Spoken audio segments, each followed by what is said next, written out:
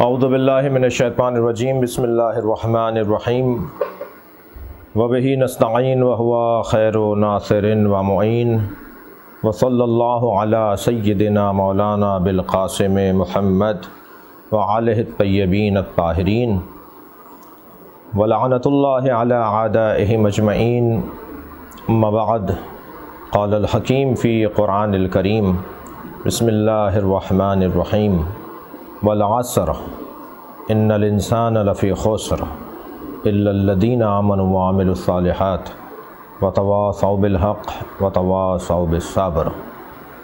پروردگار عالم نے اپنے کلام میں سورہ مبارکہ والعصر میں ضابطہ حیات اور زندگی گزارنے کا دستور عطا کیا ہے۔ ایک مسلمان کو، ایک اللہ کے پرستار کو کیسا ہونا چاہیے۔ ارشاد ہوا، قسم ہے زمانے کی انسان خسارے میں ہے۔ اللہ نے زمانے کی قسم کھائی ہے، اور زمانہ کم سے کم ایک آن بلکہ اس سے کم بھی ہوتا ہے، اور زیادہ سے زیادہ عصر پیغمبر 1400 سال گزر گئے ہیں۔ یہ زمانہ نبی مکرم کی نبوت کا زمانہ ہے، اسے بھی زمانہ کہا جائے گا۔ زمانہ جب سے زمان اور اوقات اور وقت نظام شمسی شروع ہوا ہے، اس وقت سے آج تک زمانہ ہے، اور ایک لمحہ اور ایک آن بھی زمانہ ہے۔ اللہ نے زمانے کی قسم کھائی ہے۔ میں اگر الفاظ کو اور بہتر کر لوں تو اللہ نے وقت کی قسم کھائی ہے۔ وقت کتنا اہم ہے، وقت کی کتنی قدر ہے، وقت کی کتنی حیثیت ہے۔ وقت ایک ایسا مفہوم، ایک ایسا عنوان ہے کہ جس کے بارے میں غور کرنا اور اس پر غور کرتے چلے جانا شاید اس کا تقاضا ہے۔ وقت ہی سب کچھ ہے، اس لیے کہ ایک لمحے میں انسان ہاں اور نہ بولتا ہے۔ ایک لمحے میں انسان فیصلہ لیتا ہے اور قدم اٹھاتا ہے۔ ایک لمحہ لگتا ہے، ایک زمانہ، ایک وقت لگتا ہے۔ اب جس نے بھی اس وقت کی قدر کی اور اس وقت کو سمجھا، وہ کامیاب ہوا، وہ سرخرو ہوا، وہ سربلند ہو گیا۔ وقت تیزی سے گزرتا ہے، تمر مر السحاب۔ وقت ٹھہرتا نہیں ہے، زمانہ بڑھتا رہتا ہے۔ جو چیز ٹھہر جاتی ہے، جو چیز رک جاتی ہے، جو چیز باقی رہ جاتی ہے، وہ اس وقت میں صحیح فیصلہ ہے۔ وہ صحیح فیصلہ جب انسان کر لیتا ہے تو پھر در حقیقت وہ زمانہ اس کے ہاتھ میں آ جاتا ہے۔ میں محترم سننے والوں سے سوال کر رہا ہوں، ایک لا کہنے میں، مثلی لا یبایع مثلہ، مجھ جیسا اس جیسے کی بیعت نہیں کر سکتا، یہ کتنی دیر لگی کہنے میں؟ ایک لمحہ لگا، مگر وہ ایک لمحہ قیامت تک امامت کرے گا، وہ رہنمائی کرے گا، وہ سب کا پیشوا بن گیا لمحہ۔ لہٰذا وقت کا صحیح استعمال اور بر وقت صحیح ذمہ داری کی صحیح ادائیگی، یہ انسان کی قیمت میں اضافہ کر دیتا ہے۔ پروردگار عالم کا احسان عظیم ہے کہ اس نے ہمیں اس سورہ مبارکہ پر عمل کرنے والوں میں ایک بہت بڑا نام، اس صدی کا ایک مجدد، اس صدی کا ایک محی الدین و محی الاسلام، محی الشریعہ، حضرت روح اللہ الموسوی الامام الخمینی رحمۃ اللہ علیہ۔ وہ ایک ایسی شخصیت جس نے اس صدی میں 1400 سالہ تاریخ تشیع کو ایک نئی زندگی عطا کی، شیعت کے پیکر میں ایک نیا دم پھونکا، اور ایک ایسی روح اس میں ڈال دی جو خود روح اللہ تھا۔ اس نے خاص طور پہ تشیع کے پیکر میں روح ڈالی، اور عام طور پر پیکر اسلامی میں ایک تازہ طاقت، ایک توانائی اور ایک دم ڈال دیا، تازہ دم کر دیا پیکر اسلامی کو۔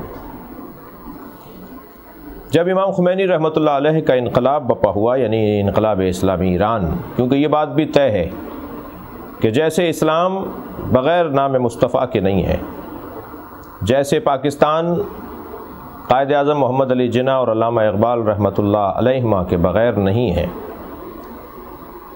ایسے ہی انقلاب اسلامی ایران کا ذکر، تصور، یاد اور بات بغیر ذکر امام خمینی کے ممکن ہی نہیں ہے۔ امام خمینی رحمۃ اللہ علیہ کا جب یہ انقلاب، جو اسلامی انقلاب ہے، یہ بپا ہوا، یہ رونما ہوا، تو ایک سوال عالمی طاقتوں نے ابھارا، اٹھایا اور اس کا ذکر کیا کہ یہ خمینیت کوئی ازم ہے، خمینیت کوئی مذہب ہے، خمینیت کوئی دین ہے، کوئی دھرم ہے، کوئی فرقہ یا کوئی فقہ بننے جا رہی ہے۔ خمینیت ہے کیا؟ خمینیت کوئی فقہ، کوئی مذہب، کوئی مسلک نہیں، بلکہ ایک لائبریریوں میں موجود، کتاب خانوں میں موجود اسلامی تعلیمات اور شریعت کو میدان عمل میں اتارنے کا نام انقلاب اسلامی ایران اور امام خمینی کی طرز فکر ہے۔ ایک کامیاب ترین اسلامی رہنما، ایک پیشوا، ائمہ اہل بیت کے بعد صحابہ کرام، علماء کرام، اولیاء الہی، دین کے خدمت گزاروں کے تین اہم ترین کام ہیں، تین ذمہ داریاں بنتی ہیں۔ امام خمینی رحمۃ اللہ علیہ نے ان تینوں ذمہ داریوں کو انتہائی حسن کے ساتھ انجام دیا۔ سب سے پہلی ذمہ داری بنتی ہے اہل علم کی، علماء کی اور دین کے رہنماؤں کی، نرد المعالم من دینک، دین کی معلومات کو، دین کے معالم کو، دین کے پیغامات کو، دین کے اقدار اور تہذیب کو، دین کو، اس کو اپنی اصلی جگہ پر پلٹانا، بدعتوں سے محفوظ رکھنا، اصلی اسلام کا تحفظ، توہمات، واہمات، بگاڑ، گمراہیوں سے دین کو محفوظ رکھنا، یہ ایک عالم دین کی ذمہ داری ہے۔ اور امام خمینی رحمۃ اللہ علیہ نے اس عنوان پر جیسے اپنی زندگی گزاری اور اپنے شاگردوں کو تربیت دی، اور آج الحمدللہ پوری دنیا میں دین کے تحفظ میں، مذہب کے تحفظ میں، اسلام اور شریعت کے تحفظ میں جو کردار خمینی شاگردوں نے انجام دیا ہے وہ بہت روشن اور واضح ہے۔ دوسرا کام، تظہر الاصلاح فی بلادک، یہ دوسرا کام ہے کہ بلاد الہی، اللہ کی زمین پر اصلاح کو ظاہر کرنا، فساد کا خاتمہ زمین کے اوپر سے، لڑائیاں، اختلافات، جھگڑے، تناؤ، کھچاؤ، مار دھاڑ، یہ سب چیزوں کا خاتمہ ہو، اصلاح ہو، معاشرے کی اصلاح ہو، بلاد اسلامیہ کی، بلاد مسلمین کی، انسان کی زندگی سکون سے گزرے، انسان چین سے زندگی گزارے، یہ دوسرا کام ہے۔ تیسرا کام، یأمن المظلومون من عبادک، اللہ کے، یا اللہ تیرے بندوں میں جو مظلوم ہیں وہ محفوظ ہو جائیں، مظلوموں کو پناہ عطا کرنا ایک کامیاب عالم دین کی ذمہ داری ہے۔ اور چوتھا کام، تقام المعطلۃ من حدودک، شرعی احکام کو عملی جامہ پہنانا اور حدود الہی کی جو تعطلی ہے، حدود الہی کا جو پائمالی ہے، اس کو جو نظر انداز کیا جاتا ہے معاشرے میں، انہیں بحال کرنا، یعنی حدود الہی کا قیام، تقام المعطلۃ من حدودک، حدود الہی کو تعطل سے بچا کر تعامل کی طرف لے کر آنا، عملی میدان کے اندر لے کر آنا۔ علماء کرام کے جو بہت زیادہ روشن کام ہیں جو انہیں کرنے کے ہیں، اس میں ایک بزرگ عالم دین کا ایک ظریف اور ایک لطیف انداز میں یہ بیان ہے کہ 3 تے اور 2 میم علماء کا کام ہے، تالیف، تدریس اور تاثیر، یہ 3 تے ہیں، محراب اور منبر یہ 2 میم ہیں۔ ایک کامیاب عالم، تالیف، کتابیں کتنی ہیں؟ امام خمینی رحمۃ اللہ علیہ کی کتابوں کی ایک فہرست ہے۔ تدریس، کیسا پڑھایا اور کتنا پڑھایا، شاگرد کون ہیں، ایک بڑی طویل لسٹ ہے امام خمینی کے شاگردوں کی، اور ایک خاص خوشبو آ رہی ہوتی ہے ان کے شاگردوں میں، امام خمینی کی خوشبو آ رہی ہوتی ہے، بلکہ معاشرہ اگر کسی کو معلوم ہو جائے کہ فلاں امام خمینی کا شاگرد ہے تو اس کے لیے خاص احترام بھی بڑھ جاتا ہے۔ تیسری چیز وہ ہے تاسیس۔ جب حضرت آیت اللہ العظمیٰ سید محمد حسین بروجردی اعلی اللہ مقامہ نے مسجد اعظم میں بنائی، پوری دنیا اس بڑی مسجد کو دیکھنے کی اشتیاق رکھتی تھی کہ اس مسجد کو دیکھیں، پورا ایران ٹوٹا پڑ رہا تھا اس مسجد کو دیکھنے کے لیے۔ ایک مسجد بنائی تھی تو اتنا احترام اور اتنا مقام اور اتنی شہرت ہو گئی تھی۔ امام خمینی نے ایسی بنیاد ڈالی جو اب مسجدیں ہی مسجدیں بنیں گی، اب مدرسے ہی مدرسے بنیں گے، اب اسکول ہی اسکول بنیں گے، اب ہاسپٹل ہی ہاسپٹل بنیں گے۔ وہ ہے ایک اسلامی سرزمین کی بنیاد، ایک شرعی سرزمین کی بنیاد، ایک فقہ جعفریہ اور فقہ اہل بیت کے مطابق اور فقہ اہل بیت کے اصول اور قوانین کے مطابق اور اس کے ان اصولوں پر نظام حکومت مرتب کرنا، یہ امام خمینی رحمۃ اللہ علیہ کا تاسیس۔ اس سے بڑی تاسیس کیا ہوگی؟ ایک مسجد نہیں بنائی ہے بلکہ ہزاروں مسجدیں بنانے کا ذریعہ بنا دیا، سب رستہ دے دیا کہ اب ہزاروں مسجدیں بنیں گی۔ 2 میم، محراب اور منبر۔ محراب جہاں کھڑے ہو گئے امام خمینی وہیں محراب بن گئی، وہیں لوگ پیچھے کھڑے ہو گئے۔ محراب تو ان کا ہر مصلی رہا، ہر مصلی امام خمینی کا محراب تھا۔ اور منبر، خطابات، آپ کے خطبات، آپ کی تقریریں، آپ کے بیانات، یہ آج تک دلوں پر اثر کرنے کے لیے خاص اس میں ایک اثر، ایک تاثیر ہے، ایک ان الفاظ میں ایک خاص جاذبیت ہے، وہ دلوں پر اور دماغوں پر بلا واسطہ اثر کر رہے ہوتے ہیں۔ امام خمینی رحمۃ اللہ علیہ کے سوانح حیات میں اور آپ کی جو بابصیرت زندگی ہے اس کے مختلف پہلوؤں پر بات ہو سکتی ہے اور بات کی جاتی ہے، اور اس وقت ان کی برسی کی مناسبت سے ہمارے برادران آئیو نے مجھے حکم دیا، کراچی ریجن کے جو آئیو کے ذمہ داران ہیں انہوں نے حکم دیا کہ میں آپ کی خدمت میں حاضر ہوں، اگرچہ یہ جو تقریب ہے، یہ جو اجتماع ہے سوشل میڈیا کے ذریعے سے، اس میں ہماری تمام مذہبی سیاسی جماعتیں موجود ہیں، اور شیعہ مذہبی جماعتیں بھی، غیر شیعہ مذہبی جماعتیں بھی، اور الحمدللہ سب امام خمینی کی زندگی کے ان پہلوؤں پر غور کر رہے ہیں کہ جو ہمارے لیے ضروری ہیں کہ ہم ان سے استفادہ کریں۔ امام خمینی نے چند عالمی سطح پر ایسے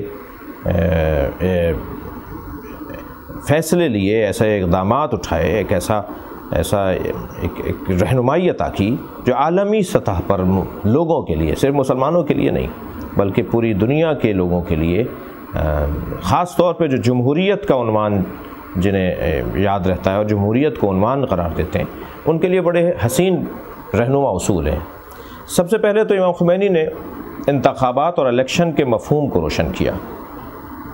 اگر 1 لاکھ ووٹر ہوں اور بالترتیب 10 امیدوار ہوں تو 15,000، 14,000، 13,000، 12,000، 11,000، 10,000، 9,000، 8,000، 7,000 تک جو ووٹ لیں گے وہ 1 لاکھ ووٹوں کو حاصل کر لیں گے۔ اب ان میں جو 15,000 جس نے ووٹ لیے ہیں وہ منتخب ہو کر پورے ملک کا ان 1 لاکھ لوگوں کا سربراہ قرار پائے گا، جبکہ اسے 85,000 لوگوں نے ووٹ نہیں دیے، اسے 15,000 نے ووٹ دیے ہیں۔ ووٹ 1 لاکھ پڑے ہیں مگر جو نمائندہ بن کر سامنے آیا ہے وہ 15,000 کا نمائندہ ہے، وہ 1 لاکھ لوگوں کا نمائندہ نہیں ہے۔ لہٰذا یہ اکثریت کا عنوان ہی بہکانے کا ہے، اس میں دھوکہ، اس میں فریب ہے، یہ اکثریت نہیں ہے، یہ جمہوریت نہیں ہے۔ جمہوریت اس وقت بنے گی کہ جب 100 میں سے 51 لوگ، 1 لاکھ میں سے 51,000 لوگ کسی ایک کو منتخب کریں، تب وہ اکثریت کہلائے گی۔ امام خمینی نے اپنے اس نظام میں اکثریت کے مفہوم کا اس کو واضح کیا، اس کی رہنمائی کی کہ اکثریت کا مفہوم کیا ہے۔ دوسرا، سفارت خانوں کو اپنے ملک کا سفیر ہو کر رہنا ہوگا، وہاں کی ثقافت کو اور وہاں کے پیغام کو اور وہاں کی ترجمانی کرنی ہوگی۔ لیکن اگر سفارت خانے اس ملک میں اپنی سیاست اور اس ملک کی سیاست کی راہ میں رکاوٹیں ڈالنے لگیں تو یقیناً یہ سفارت خانے نہیں ہیں بلکہ یہ شیطنت خانے ہیں۔ اس بات کو بھی روشن کیا۔ تیسرا جو اہم پیغام دیا وہ یہ کہ میری نسل میں، میرے خاندان میں کوئی حکومتی منصب نہیں لے سکتا، نہ وزیر بن سکتا ہے نہ حاکم بن سکتا ہے، کوئی بھی حکومتی منصب میرے خاندان، میری نسل، میرے پوتے، میرے بیٹے، میرے پوتے، میرے پڑپوتے، میرے خاندان جو خمینی خاندان کے لوگ ہیں وہ انقلاب اسلامی ایران کے بعد حکومت اسلامی میں منصبدار نہیں ہوں گے۔ یہ ایک بہت بڑا فیصلہ تھا جو امام خمینی نے۔ اسی طرح جنگ بندی کا مفہوم بھی امام خمینی نے بہت ہی روشن کیا کہ جنگ بندی کا مفہوم کیا ہے۔ جنگ بندی کا مفہوم یہ نہیں ہے کہ جس نے جتنا حصہ قبضہ لیا بس اب اس کا ہو گیا، نہیں، جنگ بندی اگر کر رہے ہیں تو ہر شخص اپنی اپنی جگہ پر جائے، جس کا جو حصہ جنگ شروع ہونے سے پہلے تھا، جو حدود تھیں وہیں تک اسے پہنچایا جائے۔ یہ ایک عالمی سطح پر جنگوں کے اصول میں بھی انہوں نے ایک بات کو منوا لیا۔ اسی طرح یہ بھی بات کر دی، یہ بات بہت ہی روشن انداز سے عالمی سطح پر امام خمینی کی طرف سے پہنچائی گئی۔ اسی طرح ایک اہم ترین نقطہ جو امام خمینی کی طرف سے عالمی سطح پر روشن ہوا وہ دین اور سیاست کی جدائی کا مسئلہ ہے۔ ایک بہت بڑا طبقہ ہے، بہت بڑی تعداد ہے جو کہتی ہے کہ دین اور سیاست جدا ہے، جبکہ امام خمینی نے ثابت کیا کہ دین اور سیاست جدا نہیں ہے، بلکہ سیاست دین کی پابند ہے، دین حاکم سیاست ہے۔ آپ سیاست یعنی تدبیر، سیاست یعنی حکمت، سیاست یعنی بصیرت، سیاست یعنی صحیح فیصلوں پر عمل کروانا، سیاست یعنی اللہ کی مخلوق کی خدمت، یہ سارے عنوانات اگر دین کی محکومیت کے ساتھ، یعنی دین کی حاکمیت اور یہ محکومیت دین کے ساتھ ہوں تو سیاست عین دین ہے، سیاست دین سے جدا نہیں ہے۔ یہ مفہوم بھی امام خمینی رحمۃ اللہ علیہ نے۔ امام خمینی کی زندگی کے حسین پہلوؤں میں ایک پہلو یہ بھی کہ امام خمینی نے جتنی زندگی اللہ نے انہیں عطا کی تھی اس میں کوئی دن، کوئی لمحہ خدمت کے بغیر نہیں گزارا۔ مسلسل گھریلو انداز سے بھی اگر آپ دیکھیں تو امام خمینی کا جو اپنے گھر میں رویے تھے، طریقے تھے، ایک مزاح کرنا، ان کے ساتھ گفتگو کرنا، ان کے ساتھ بیٹھ کے کھانا، ان کے ساتھ اپنی فیملی کے ساتھ ان کا جو صمیمانہ اور محبت بھرا انداز تھا وہ ذمہ داروں کے لیے، مصروف لوگوں کے لیے، مشہور لوگوں کے لیے ایک بڑا پیغام ہے۔ میں اللہ کی بارگاہ میں حضرت روح اللہ الموسوی الامام الخمینی رحمۃ اللہ علیہ کی درجات کی بلندی اور جو حضرات سنی شیعہ برادران ان کے اس مناسبت سے انہیں یاد کر رہے ہیں، ان کے لیے توفیقات کی دعا کروں گا۔ اللہ ہم سب کو اپنے حفظ و امان میں رکھے۔